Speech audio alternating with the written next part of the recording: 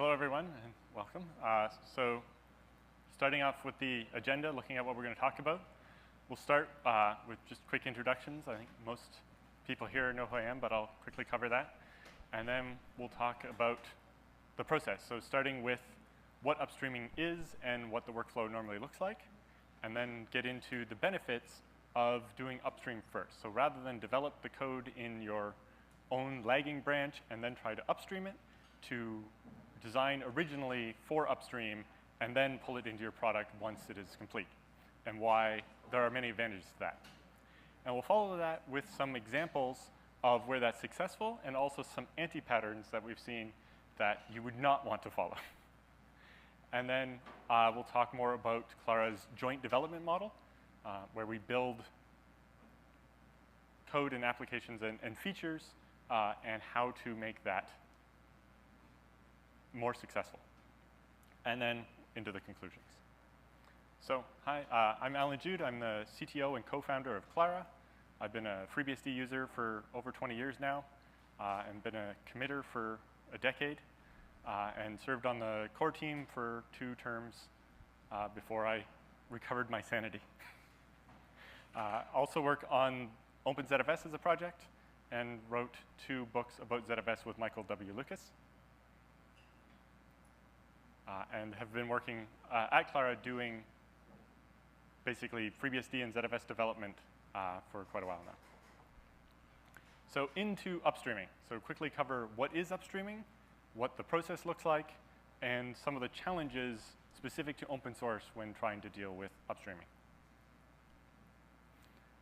So to begin, what is upstreaming? It's basically the process of contributing code back to an open source project.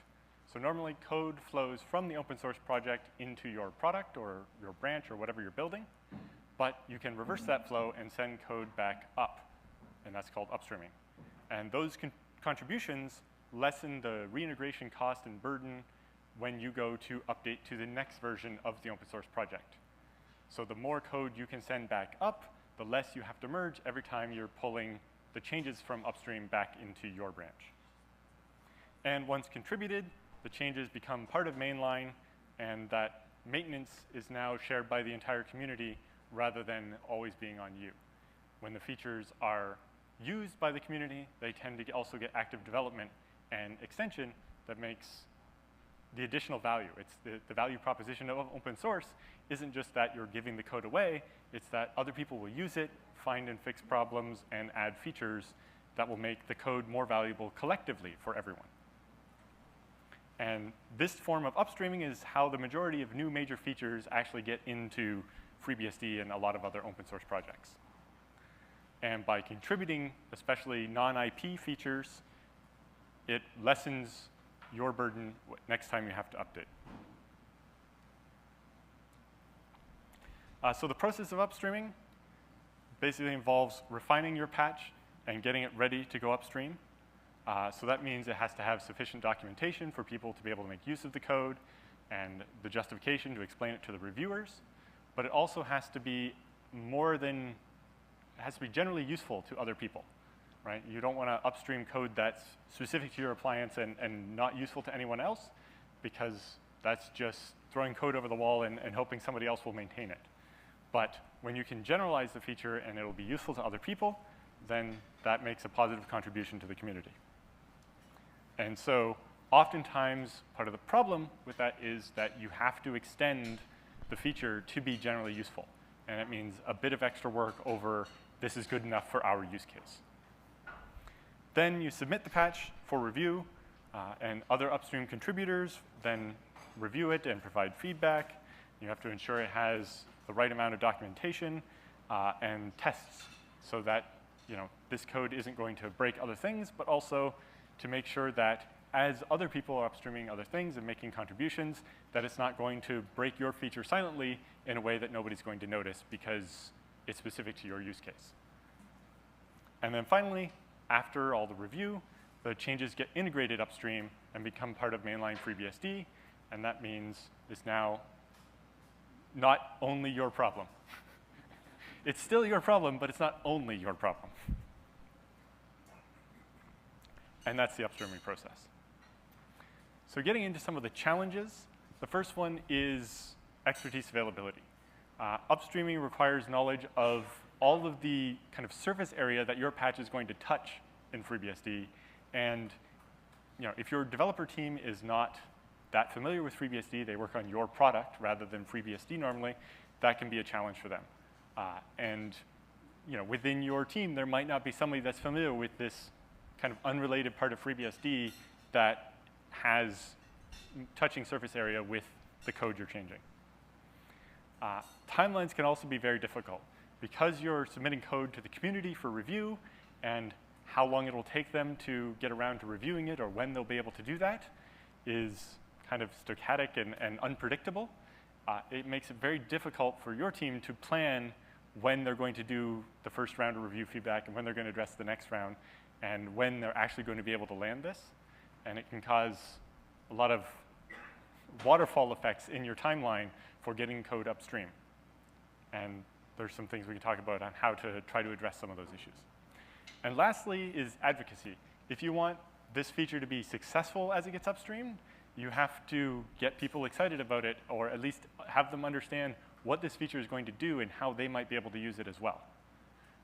And this is a process that oftentimes is a bit unclear on how you convince the community not only that accepting this feature is a good thing, but how they can use this feature. Because the more the code gets used, the more likely others are going to contribute to it and extend it, but also that it will remain maintained as part of upstream rather than an off-by-default option that's going to get stale and have problems next time you go to use it.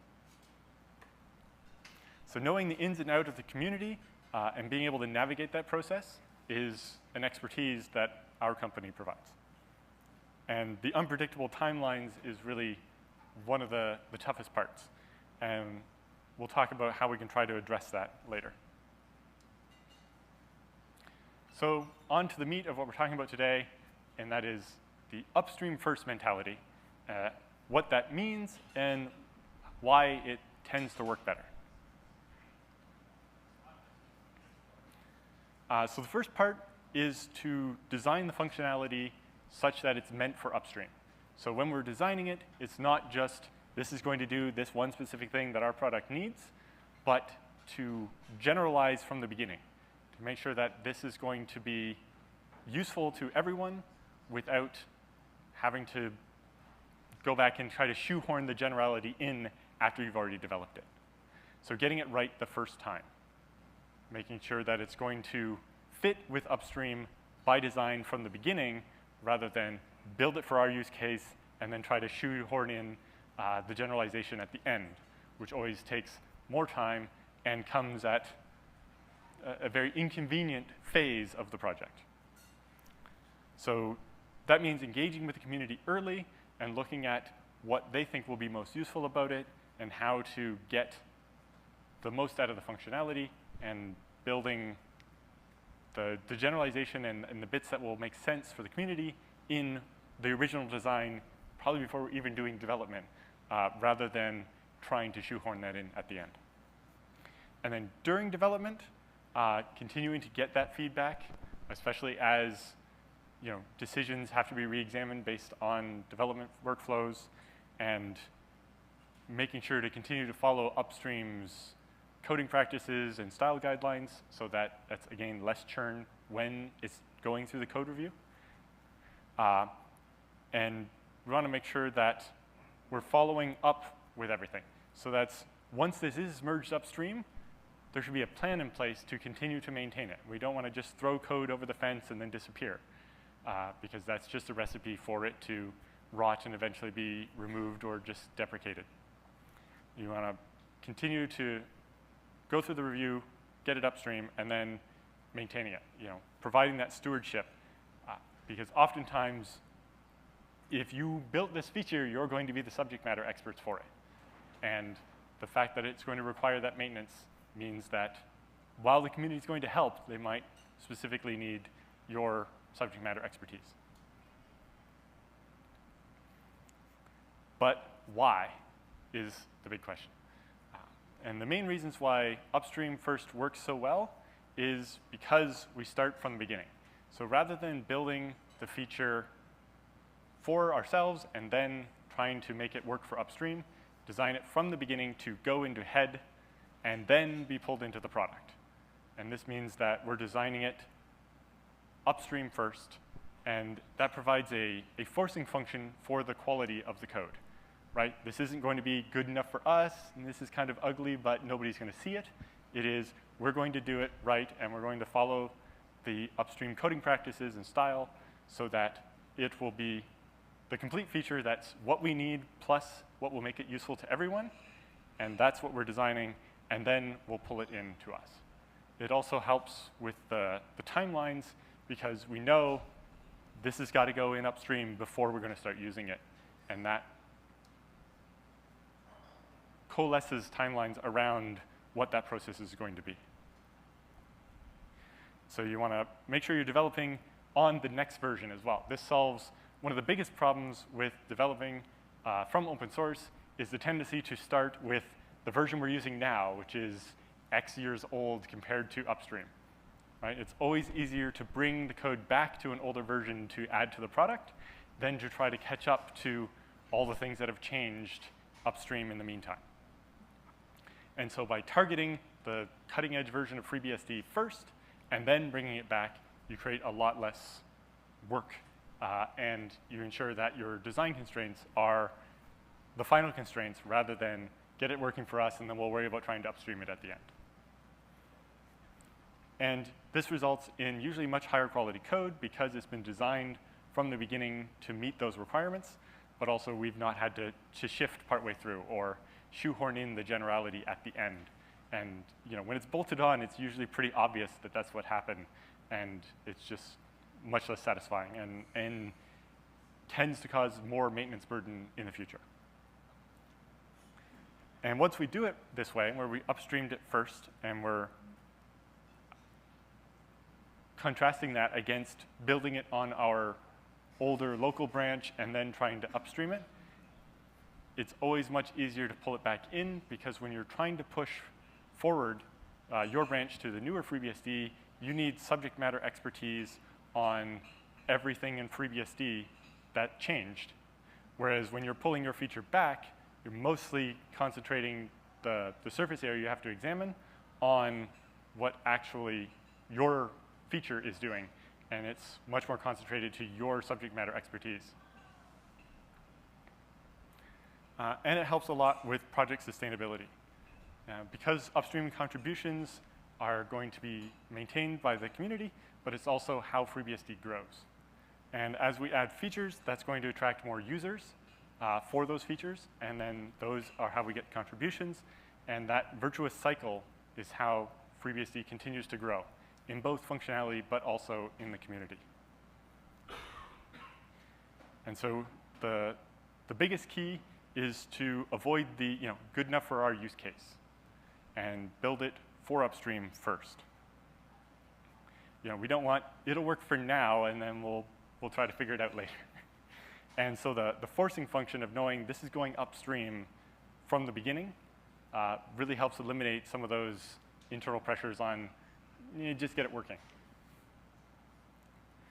And it will save a lot of time when it is actually time to upstream it because the review feedback will be much more positive if there aren't all these warts on it and it has the documentation that it's going to need and you've done advocacy to convince the community of the value of this feature, not just here, we've secretly over in the corner, we did this thing. How would you like it?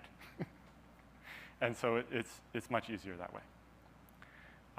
And we want to make sure that even in general, that FreeBSD doesn't become stagnant or left behind because of the lack of contributions.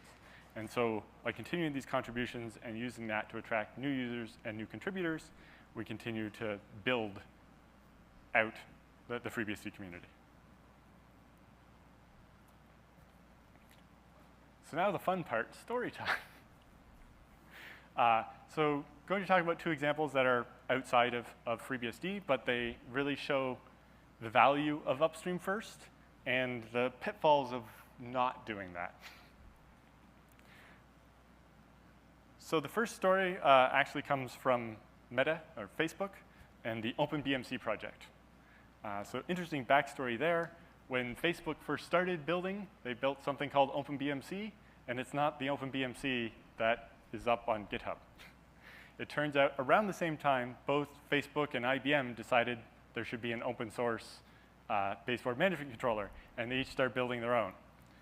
And after quite a few years, IBM decided they were going to contribute theirs to the Linux Foundation to win the war over which one was actually called Open BMC. And so that's what they did. And until recently, Facebook was still using their own private version, but they now only ship newer stuff with the official open source one. But what they found was that using an upstream first approach where they don't ever use any local patches. So if they want something changed in OpenBMC, they have to upstream it first. And that provides, as we mentioned, that forcing function on quality to make sure that it's not just a hacky patch to get things working for now. And they found that that upstream first model really stopped where they would code into a dead end and be like, oh, we should have thought this through more before we did it. Or getting things that were good enough for now. Because their production is always based on upstream's mainline, if you want to ship it, you have to upstream it first. And at first, they thought this was going to cause a lot of delay and slow down their cadence. But they found that because they're always doing it this way, and they know that they're doing it this way, and they can plan for it, that it hasn't actually slowed down their iteration rate very much. So they found that they make more and smaller contributions rather than giant things that they're trying to throw over the fence and trying to rush through review. And so by making iterative changes and always upstreaming them, they found that they can maintain the velocity that they need for OpenBMC. And by eliminating all the local patches, as much as is practical, they're reducing a major source of their technical debt. They don't end up with a bunch of patches that they have to remerge every time they're trying to pull in updates, especially since they're basically following mainline and are pulling in very frequently. It makes the cost of those local patches even more felt, and so it, again, forces them to think about, do we really need this? Can this just go upstream? And basically, vendor-specific stuff that's under NDA is about the only little patches that they maintain anymore.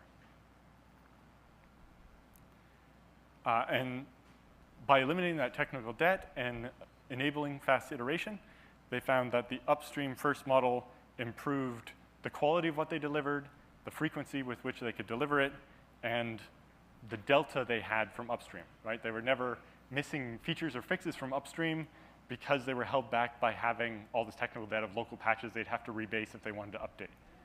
And so by always being in this iteration cycle of pulling in from upstream in order to even get their own contributions back, it forced them to make sure they're staying on top of the security fixes and the other functionality and bug fixes that are going into upstream.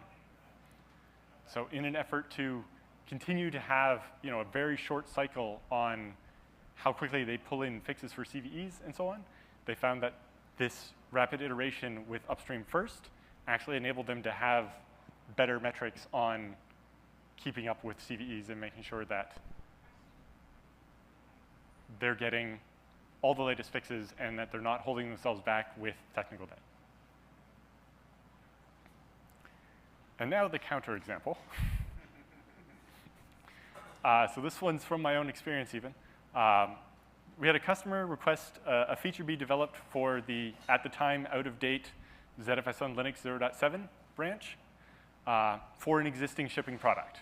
So there was a particular problem where when the internet connection had instability, it would cause a problem with their network storage, and they wanted a special feature added to ZFS to resolve this for them. And we're like, you're kind of a ways behind mainline at this point. We should develop it for mainline. Like, no, we need to be able to ship this fix in our product, and we'll deal with upgrading later. And so we developed it. And there were quite a few challenges with that. First of those being back at 0.7 in OpenZFS, the Solaris porting layer and ZFS itself were two separate repos in Git. And whereas in 0.8, they had been merged. So trying to bring back any fixes that were relevant to their thing was a big enough problem. But it meant because we developed for the old version, porting it forward had the same problems of how do you port forward these commits that are from two repos that have then later been merged, but in a very Git way, where the rename detection tries to help you, but maybe just shoots you in the foot instead. So eventually, after a bunch of time of having this feature on 0.7, they came to the conclusion, yes, we need 0.8. It has all these performance fixes and these bug fixes and memory management fixes that were very important to them. So they decided, OK, we have to upgrade. And it's like, well, in the meantime, it turns out upstream, they've changed all of this code over here that has surface area touching your feature. And so this is going to be quite an exercise to port it forward. So they had to spend a lot of extra money to get the feature ported from 0.7 to 0.8. And then by the time they did, ZFS 2.0 was out. And it turns out that included a feature called redacted send and receive, which had completely changed all of the code around send and receive, which conflicted with their local patches for this feature.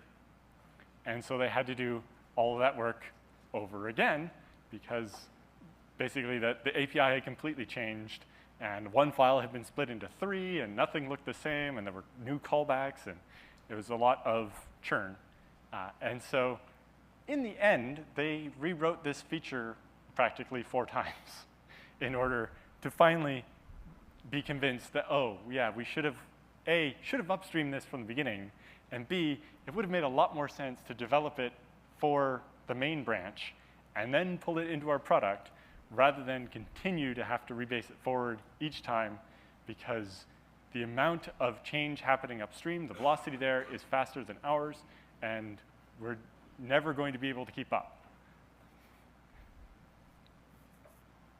And so every time they deferred on upstreaming, at first they're like, well, it's not secret, it's not IP, but we just don't want to bother with the expense of trying to upstream it.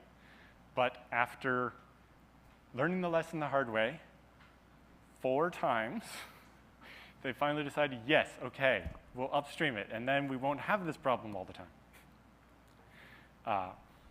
And that's when it's like, well, it turns out we're going to have to generalize this a bit, because in your use case, you had to be able to do this, but nobody was going to be actually using the file system while you were trying to do that.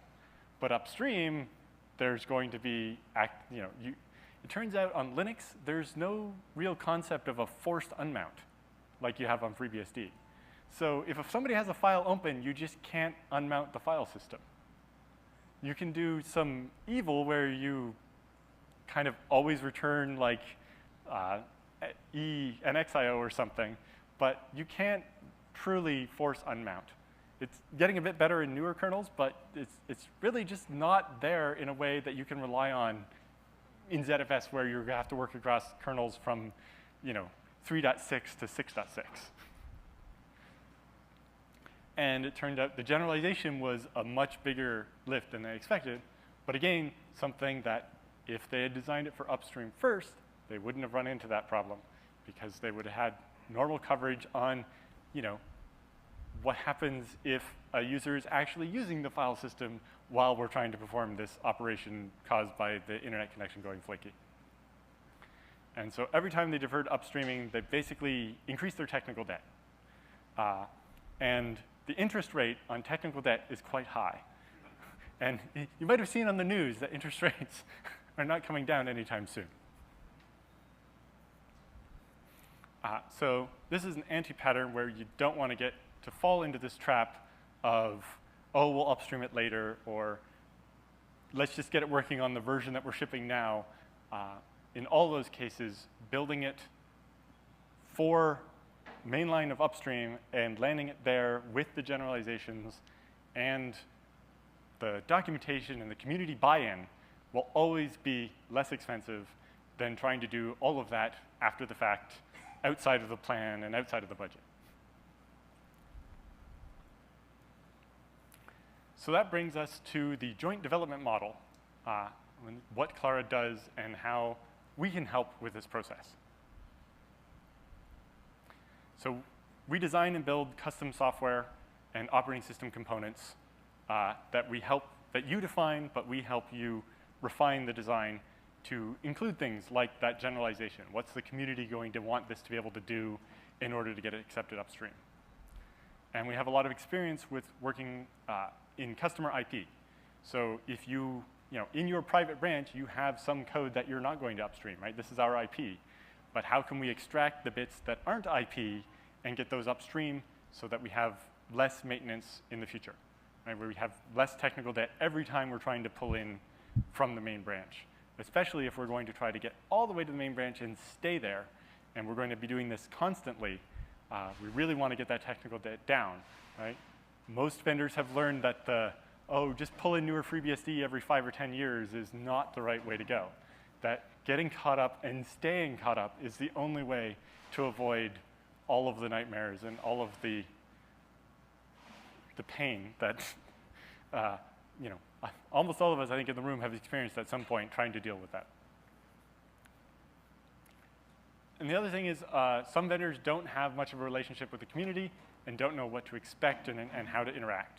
And so we can facilitate that relationship to both be the voice of the community during the design process, but also to be the voice of the customer during the upstreaming process, and bridge the gap between the two to make that a more fluid transaction.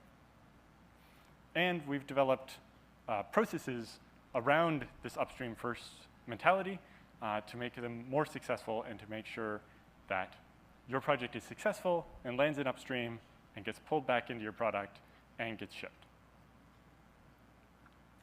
And by employing a collaborative design, we ensure a better outcome for both the vendor and the community. A lot of it comes down to how the pieces fit together and how to make the most out of what it is we're trying to contribute back.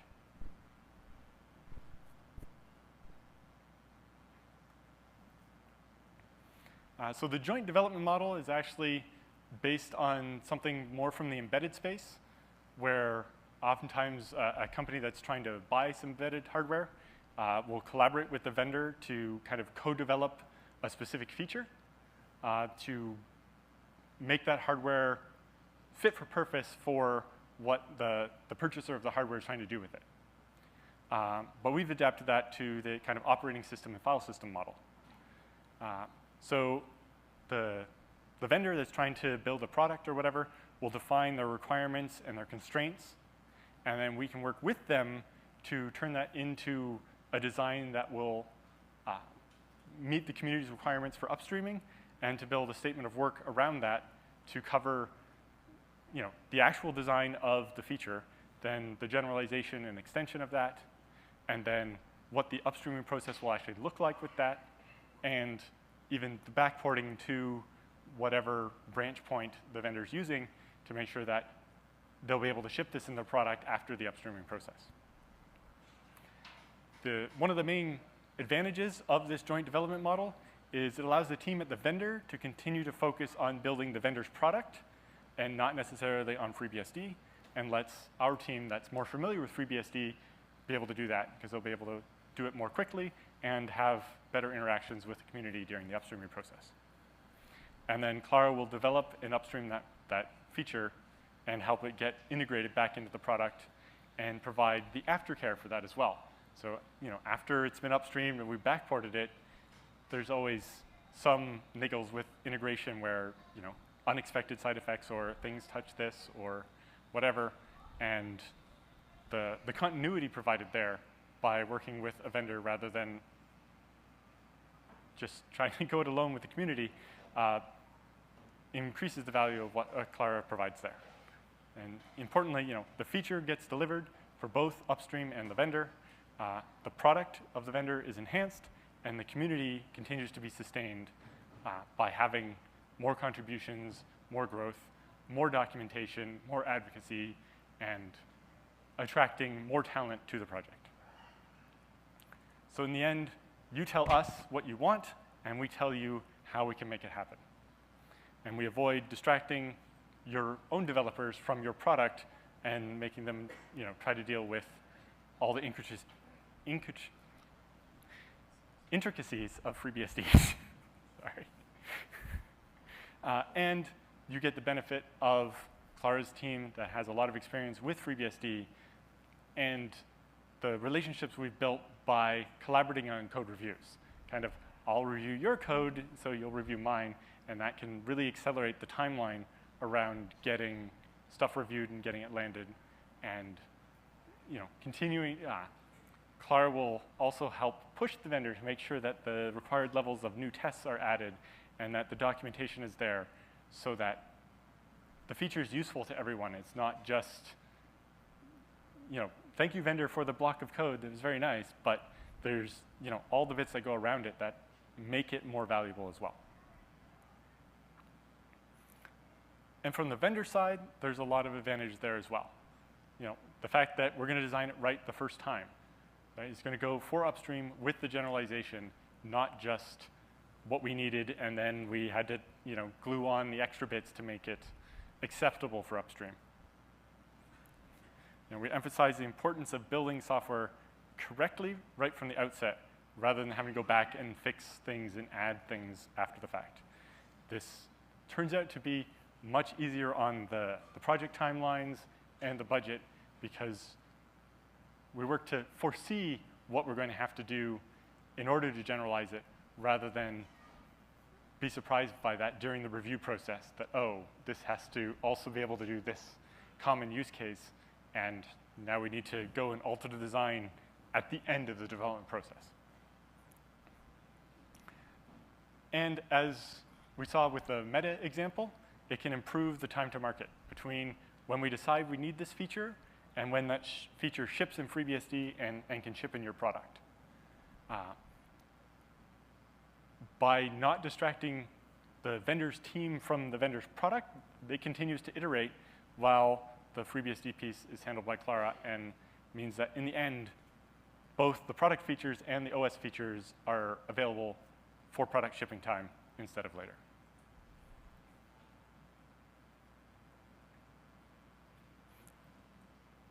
And by employing our precision software engineering and with an emphasis on scalability and modularity, it can control the costs of a project. And because of the statement of work and the due diligence done at the beginning, the costs are defined from the beginning and much less of a surprise. There are fewer things that are going to change throughout the project this way, because we know from the beginning we were going to design it to go upstream and then pull it into the product.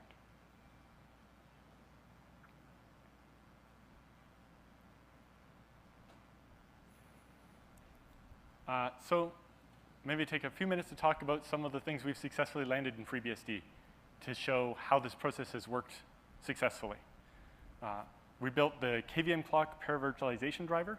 So if you're running FreeBSD inside of a KVM VM, it now is able to paravirtualize the clock by using a shared page from the host, and you get much better performance on checking, get time of day and a lot of those expensive syscalls that were always taking a VM exit if you didn't have this paravirtualization. We've extended the mandatory access control framework around the FreeBSD debugger, so DDB. So when a machine, a product crashes in production, there's a set of mandatory access control rules you can define about which debugger commands you can use. So this prevents a malicious user that crashes the system from being able to read arbitrary memory, but while at the same time, still being able to get some backtraces and look at why the appliance crashed. So for compliance, you can't allow arbitrary memory reads. So either the choice was no debugger at all, and then when an appliance crashes in the field, you have no way of knowing why, or this now, where we've developed a way to say, let us look at the process list and specific parts of memory and mbuffs even, but not just any arbitrary memory, so that somebody can't use it to exfiltrate secret keys for the VPN or whatever. We did the work necessary to extend Open BGPD to actually update FreeBSD's kernel routing tables again. After, I think, version 5 of Open BGPD, they dropped support for FreeBSD because of our ABI changes. And we went back and added the support required to Open BGPD so it can be used on FreeBSD as a high-speed routing platform again. We also recently upstreamed a bunch around the concept of a rescue kernel. So especially on a machine that has very little swap, the problem you run into is during a crash, there's no place to put a crash dump. And your system's in a panic state, so you can't rely on the real network or a real file system driver. So this uses the KEXA framework to, at normal boot up, we reserve an area of memory and put in it a working kernel that when the system does crash, we basically KEXA can jump into this rescue kernel, which can then bring up the system, even mount a UFS file system and do FSCK on it to get it back in a good state, and then write the dump to var crash. So rather than putting it in swap and dealing it, running save core when you reboot, it can actually start a working kernel, mount the file system properly, clean it up, and then copy from dev crash to var crash and write out the crash dump without requiring a lot of swap. And this, as we see systems with as much as 8 terabytes of RAM in them that I've seen in the field, it's like nobody's going to have that much swap. And so being able to bring up even a ZFS file system and write a crash dump to it and then reboot to recover the system provides a lot of functionality and reliability for analyzing these post-mortem crashes in the field that you wouldn't get otherwise. We also developed tarfs, the ability to mount a tar file, even a compressed one. And with that, we took advantage of the new Z standard compression and its ability to put markers in the file. So not only do we put markers so you can jump to the beginning of a specific file, but if the files are very large, we chunk the file in a couple of megabyte chunks so that even if you're seeking within a file, that you're not having to decompress the whole tar file before you can jump to the correct location. We also extended the audit framework. Before, when you were using the audit framework, it would kind of mix together events from the host and the jails. They all just kind of showed up in one chunk. And with the changes we made, the audit reduce, you can filter and say, give me the events from just this one specific jail. And it's made compliance a lot easier for a lot of people that have to use the audit framework in production, but are also taking advantage of jails in order to do the containing, especially in the case where they're doing nested jails.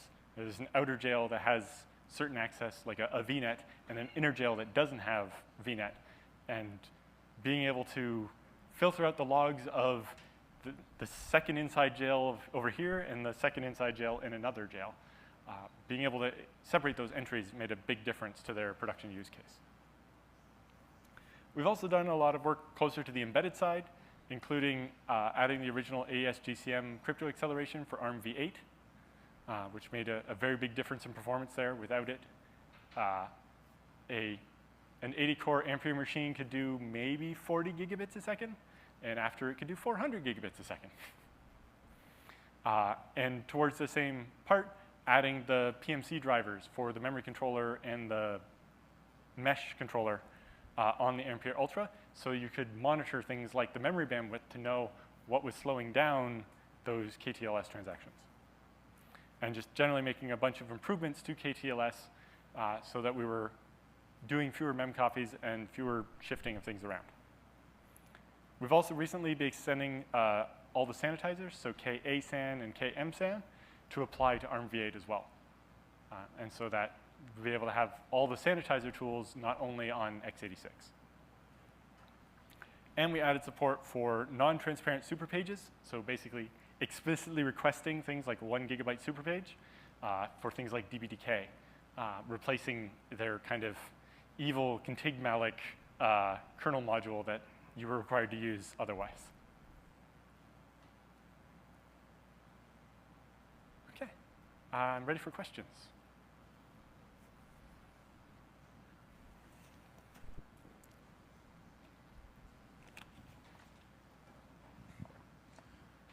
Thank you for this work. And do you have any advice on documenting your gifts to upstream? Because I didn't see that come across. It's mostly a matter of adding the right man pages and creating documentation of some form so that users know how they can actually use this feature. I know, as an example, at the early days when the previous WireGuard driver was being added, it wasn't clear how some of those bits worked as we were trying to just document to the users how they could use it.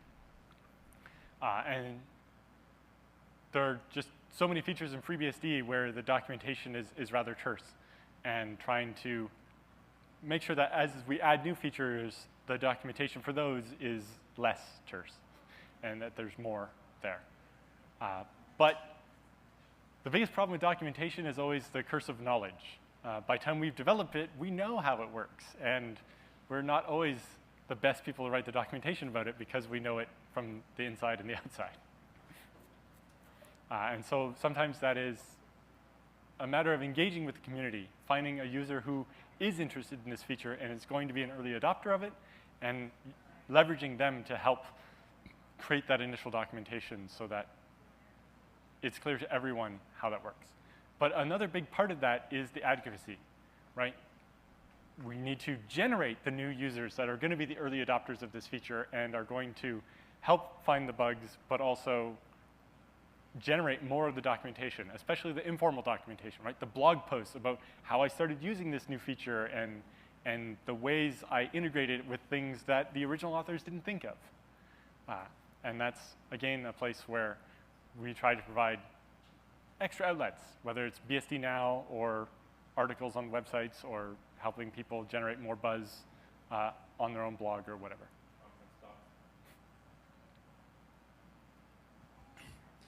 So I have a couple of questions from Warner on IRC.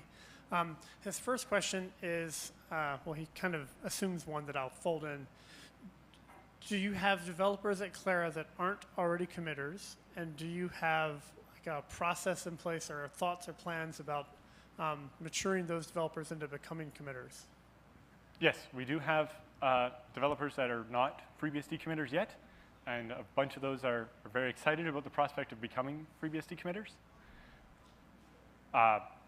We have enough people internally to be able to mentor that, but we would also like to maybe make sure that as we're mentoring each of our internal developers, that they have a co-mentor that's from outside to make sure that the rest of the project is represented in their mentorship as well. And if there's maybe other companies or vendors that are in a similar situation that might want to, you co-mentor mine and I'll co-mentor yours or something, that might make it easier to matchmake. Okay, so he had a second question. So he said you talked about KEXA, basically booting your rescue kernel after a crash. He says that is very cool. He is interested in more general KEXA, which I know Isilon at one point had some patches that were maintained for quite a while. Do you have an interest in that problem of a general, just I want to exec a new kernel and let it run, not just for the purposes of crash recovery, but run in general? Yeah, we had some interest in the idea of basically hot patching or quick reboots and so on. But during that project, the use case was we just want to be able to get a crash dump on a machine that has very limited storage space, and so we can't sacrifice that amount of storage for swap, and we want to be able to write to the root file system. And so a rescue kernel that's not in a crash state that can FSCK the root UFS and be able to write to it was the right answer. But yeah, we very much tried to keep that in mind when we made the changes to the KEXA interface, especially now that we've generalized it so it works on ARM with both DTS and ACPI and x86. We tried to especially work on focusing on separating the machine-dependent and machine-independent parts of that.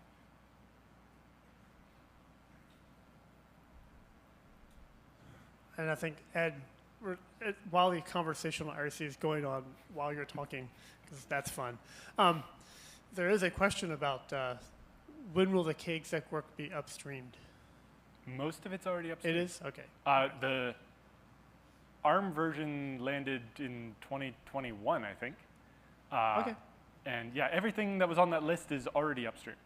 I think there's maybe a bit more on porting the KEXA stuff to x86 that might still just be in Fabricator, but it's already at least in Fabricator. Okay. Any other questions? Then I think, thank you very much, Allan.